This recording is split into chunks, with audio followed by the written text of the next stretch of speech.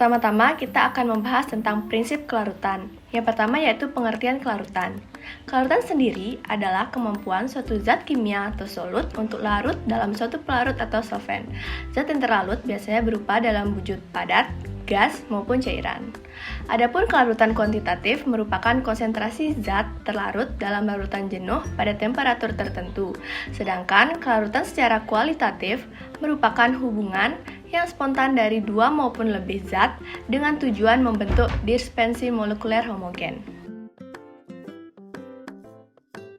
Kemudian kita masuk ke bagian istilah-istilah kelarutan.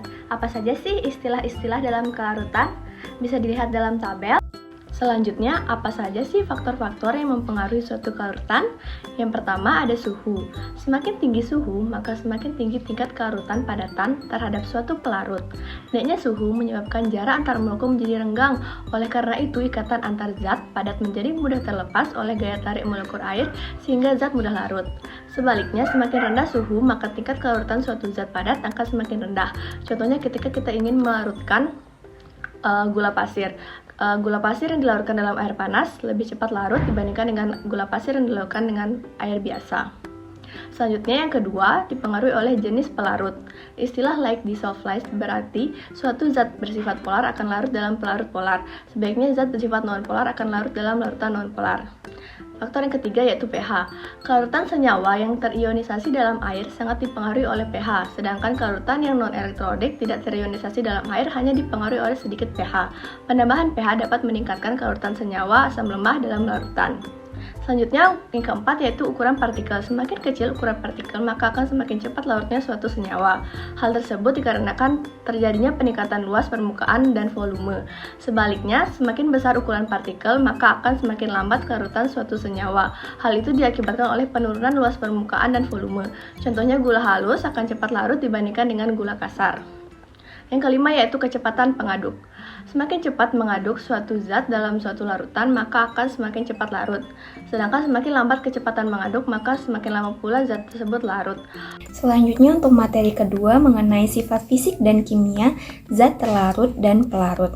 Yang pertama, like dissolved like, yaitu ketika pelarut polar akan melarutkan senyawa polar. Begitu pula sebaliknya, pelarut nonpolar akan melarutkan senyawa nonpolar. Semakin besar kesamaannya, maka akan semakin besar kelarutannya. Yang kedua, yaitu tentang kelarutan zat akan meningkat ketika di dalam air dan sejalan dengan berikatannya dengan gugus polar.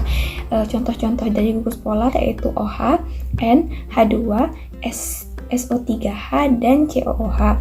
Yang ketiga adalah kelarutan senyawa karbon berkurang di dalam air karena panjangnya rantai karbon sehingga semakin banyak ikatan hidrogen yang harus dipecahkan saat molekul tersebut larut dalam air. Yang keempat adalah isomersis lebih larut dibandingkan isomertrans. Mengapa demikian? Karena titik lebur isomersis relatif lebih rendah dibandingkan dengan isomertrans sehingga pengemasan molekulnya akan lebih longgar. Yang terakhir adalah bentuk anhidrat lebih mudah larut dibandingkan dengan bentuk kristal. Untuk materi selanjutnya adalah pelarut polar. Pelarut polar adalah cairan yang memiliki momen dipol yang besar. Ini adalah cairan yang mampu melarutkan senyawa kutub. Dikarenakan kedua pelarut polar dan senyawa polar memiliki momen dipol dan memiliki muatan yang berlawanan dalam senyawa kimia yang sama. Polaritas pelarut muncul karena konektivitas atom dengan nilai elektronegatifas berbeda untuk membentuk suatu molekul. Contoh yang paling umum dari pelarut polar adalah air. Air dapat melarutkan fenol, aldehid, keton, amin, dan senyawa lain yang membentuk ikatan hidrogen. Selanjutnya adalah tentang pelarut nonpolar. Pelarut nonpolar adalah cairan yang tidak memiliki momen dipol. Oleh karena itu, pelarut ini tidak mengandung muatan positif atau negatif sebagian. Karena alasan ini, pelarut ini tidak dapat melarutkan senyawa polar karena tidak ada muatan yang berlawanan untuk menarik senyawa polar. Pelarut nonpolar dapat melarutkan senyawa nonpolar melalui gaya tarik seperti gaya van der Waals. Beberapa contoh dari pelarut nonpolar yaitu pentana, heksana, benzena, toluena, dan lainnya. Baik, untuk yang terakhir adalah pelarut semipolar. Pelarut semipolar adalah pelarut yang tidak memiliki yang memiliki tingkat kepolaran yang lebih rendah daripada senyawa polar, namun lebih tinggi daripada senyawa non-polar. Pelarut ini cocok digunakan untuk melarutkan senyawa-senyawa semipolar dari tanaman. Contohnya adalah aseton, etil asetat, dan kloroform. Pelarut semipolar dapat menjadi jembatan bagi cairan polar dan non-polar. Contohnya adalah alkohol dapat menaikkan kelarutan dari minyak di dalam air. Materi selanjutnya yaitu mengenai kelarutan gas dalam cairan. Jadi, kelarutan gas dalam cairan itu dapat diartikan sebagai konsentrasi suatu gas terlarut yang berada dalam kesetimbangan gas murni di atas larutan. Dapat dilihat pada gambar berikut, terdapat tablet effervescent sebagai contoh kelarutan gas dalam cairan. Jadi, tablet effervescent ini yaitu sediaan yang menghasilkan buih atau gas ketika dilarutkan dalam air. Buih tersebut adalah gas karbon dioksida yang terlarut dan ada dalam larutan. Selanjutnya yaitu faktor yang dapat mempengaruhi kelarutan gas dalam cairan, yaitu yang pertama, pengaruh suhu pada zat terlarut gas. Secara umum, energi panas dilepaskan ketika gas larut dalam larutan. Dengan kata lain, reaksi disolusi bersifat eksotermis. Oleh karena itu, dengan meningkatnya suhu, gas menjadi kurang larut. Selanjutnya, pengaruh tekanan pada zat terlarut gas. Perubahan tekanan pada sistem dapat mempengaruhi kelarutan gas. Gas larut dalam cairan untuk membentuk larutan. Ini menghasilkan kesetimbangan sistem, di mana beberapa gas larut dalam cairan, dan sisanya tetap dalam fase gas di atas cairan. Kelarutan gas dalam cairan dinyatakan dalam hukum Henry, yaitu konsentrasi gas terlarut dalam gram atau liter pelarut. Sama dengan tetapan perbandingan untuk larutan tertentu yang sedang diselidiki atau koefisien kelarutan dikali dengan tekanan parsial gas yang tidak terlarut di atas larutan. Selanjutnya pengusiran garam atau salting out. Salting out merupakan fenomena di mana zat terlarut tertentu memiliki kelarutan yang lebih tinggi daripada zat utama dan kelarutan zat utama berkurang, atau reaksi kimia menyebabkan pembentukan endapan. Misalnya, kelarutan minyak atsiri dalam air dapat turun ketika ditambahkan larutan NaCl jenuh. Dan yang terakhir, yaitu reaksi kimia antara gas dan pelarut. Selanjutnya adalah kelarutan zat padat dalam cairan dan faktornya. Kelarutan zat padat dalam cairan adalah suatu kondisi kimia dari larutan di mana suatu zat padat terdispersi seluruhnya dalam cairan dan pada titik di mana penambahan zat padat akan menyebabkan terjadinya endapan. Faktor yang mempengaruhi kelarutan zat padat dalam cairan adalah yang pertama, yaitu intensitas pengadukan, yang kedua pH, yang ketiga suhu, yang keempat komposisi cairan pelarut, yang kelima ukuran partikel, yang keenam pengaruh surfaktan, ketujuh pembentukan kompleks, dan yang terakhir tekanan. Untuk yang pertama tadi yaitu intensitas pengadukan, pada pengadukan yang rendah, aliran bersifat pasif. Zat padat tidak bergerak dan kecepatan pelarut bergantung pada bagaimana karakter zat padat tersebut menghambur dari dasar wadah. Zat padat dan larutannya tidak berpindah ke atas sistem sehingga mempunyai perbedaan konsentrasi. Pada pengadukan yang tinggi, sistem menjadi turbulen. Gaya sentrifugal dari putaran cairan mendorong partikel ke arah luar dan atas. Yang kedua yaitu pH atau keasaman atau kebasaan.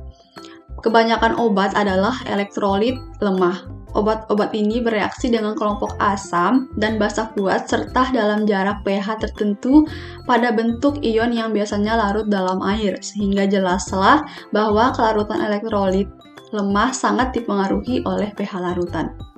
Dan faktor yang ketiga yaitu suhu atau temperatur. Kenaikan temperatur menaikkan kelarutan zat padat yang mengabsorpsi panas atau proses endotermik apabila dilarutkan. Pengaruh ini sesuai dengan asas Le Chatelier yang mengatakan bahwa sistem cenderung menyesuaikan diri sendiri dengan cara yang sedemikian rupa sehingga akan melawan suatu tantangan, misalnya kenaikan temperatur.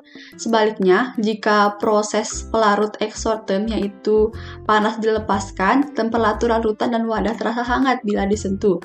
Larutan dalam hal ini akan turun dengan naiknya temperatur. Kemudian faktor yang keempat yaitu Komposisi cairan pelarut.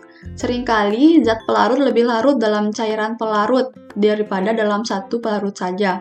Gejala ini dikenal dengan melarut bersama atau konsolvensi, dan kombinasi pelarut menaikkan kelarutan dan zat terlarut disebut konsolven.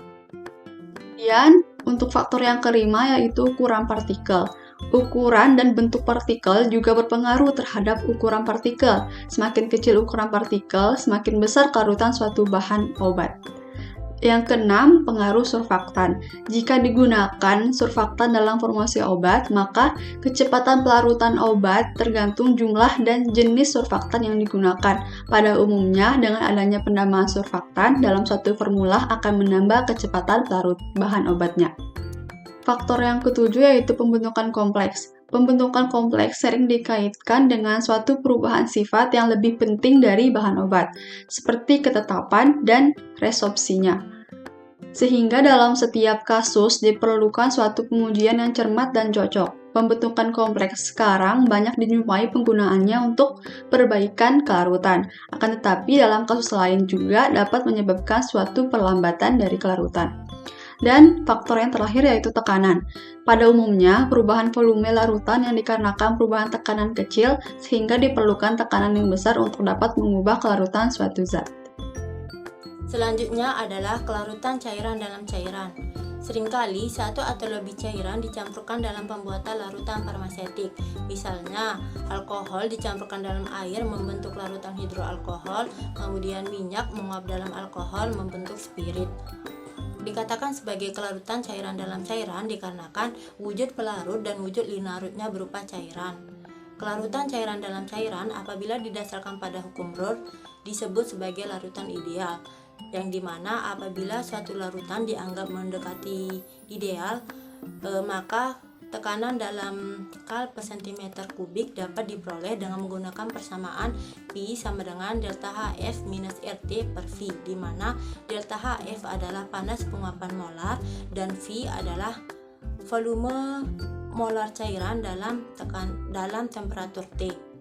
Adapun contoh sediaan kelarutan cairan dalam bidang farmasi adalah sirup eliksir, parfum, dan spirit.